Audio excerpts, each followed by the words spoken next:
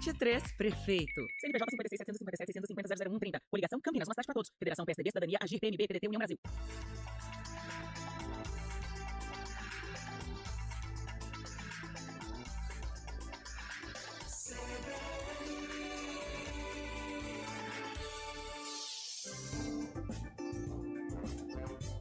Estúdio CBN.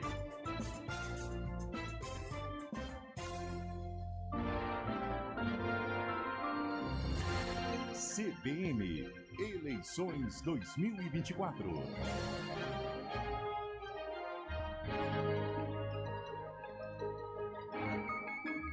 Três horas 39 minutos, a campanha esquentando cada vez mais e mais de metade dos eleitores ouvidos em pesquisa podem mudar o voto para prefeito em Campinas.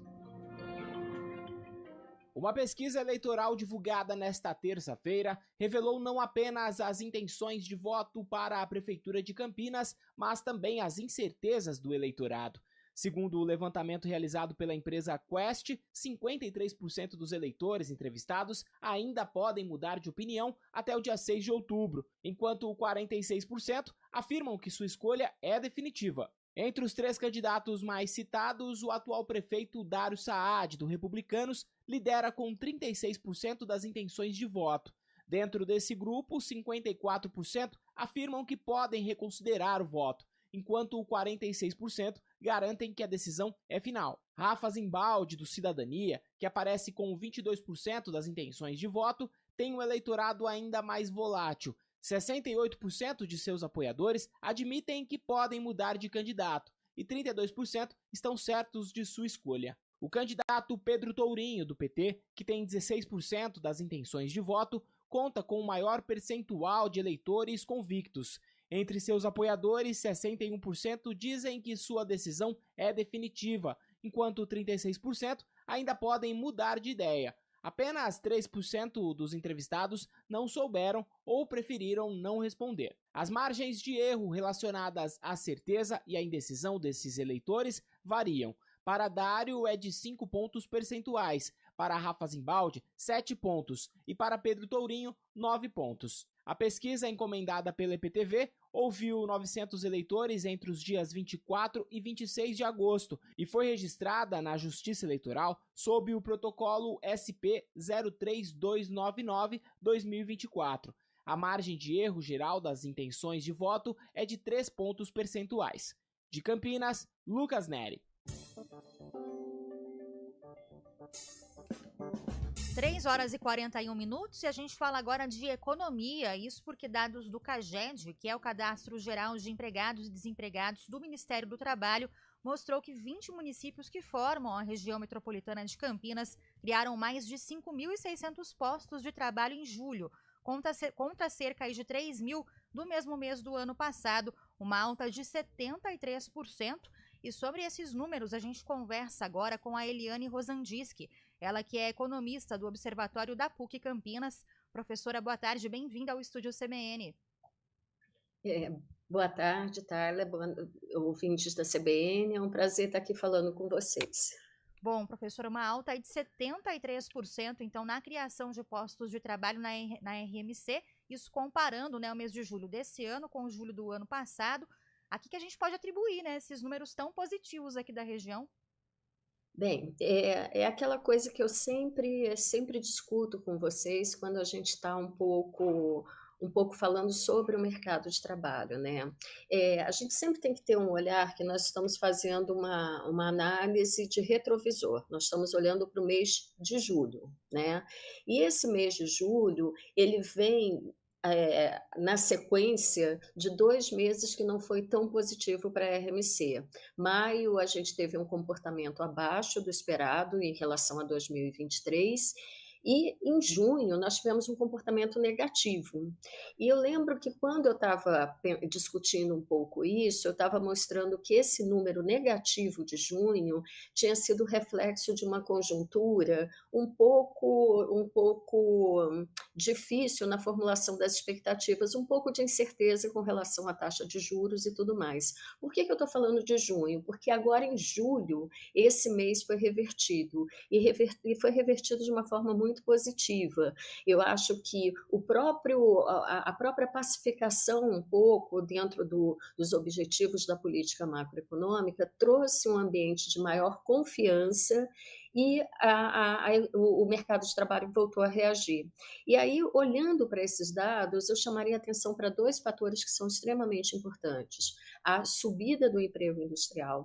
Então, nós tivemos um comportamento do emprego gerado na indústria, que foi o dobro do observado no mesmo período no ano passado. Então, isso mostra que essa confiança de que o PIB vai crescer, de que talvez nós não tenhamos um cenário tão inflacionário assim, que é possível manter uma tendência de estabilidade da taxa de juros, fez com que a indústria voltasse a contratar.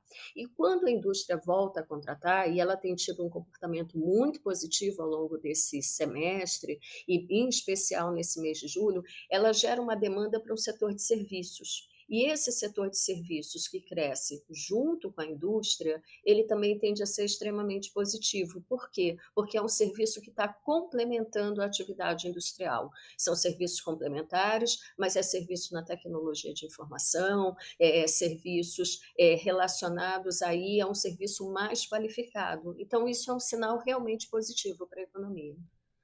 Exato, é como a gente pode dizer, professora Eliane, uma cadeia, né? Porque um vai puxando o outro, né? E agora, por exemplo, a gente está falando de uma região metropolitana que é industrializada, né? E a gente tem até hoje guerra fiscal, né? Muita situação de locais que tentam tirar indústrias, tirar empresas da região de Campinas. Houve também uma estabilização nisso, ou até um aumento nas indústrias aqui na região para gerar esse número de empregos? Sim, sim. E aí é interessante porque cada vez mais a gente percebe a região metropolitana funcionando de uma maneira, de uma conurbação urbana, como uma região mesmo.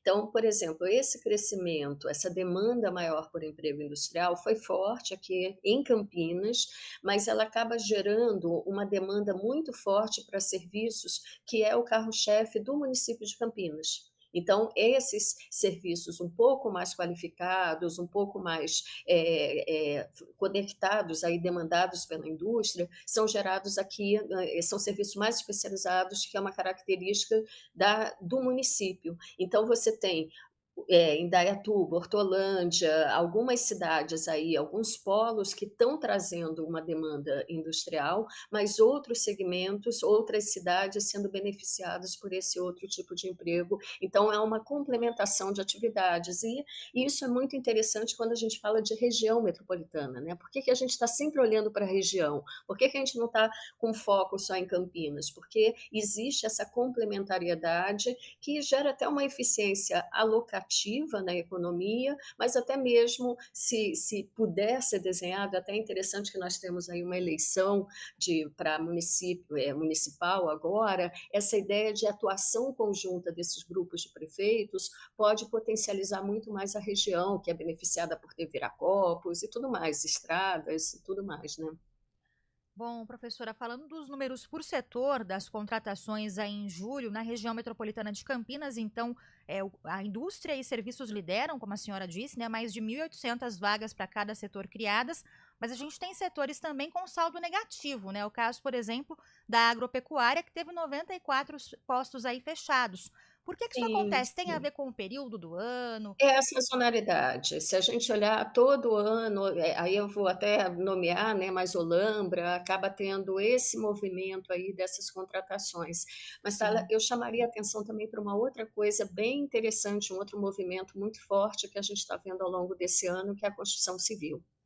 Né? Ela ocupa aí uma segunda posição de liderança com uma força muito grande, que tem a ver com 2 vetores aí que podem estar impactando, eu diria 3 vetores, né? Uma situação onde você tem alguns programas federais, né, que geram um incentivo muito grande para esse setor.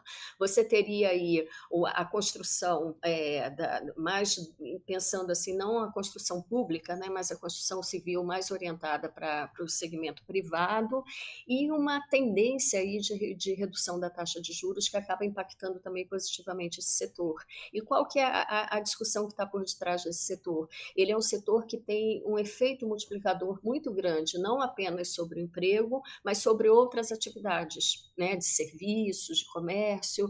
Então, é um segmento que tem uma capilaridade muito grande e que marca com muita força aí esse bom desempenho do mercado de trabalho, né?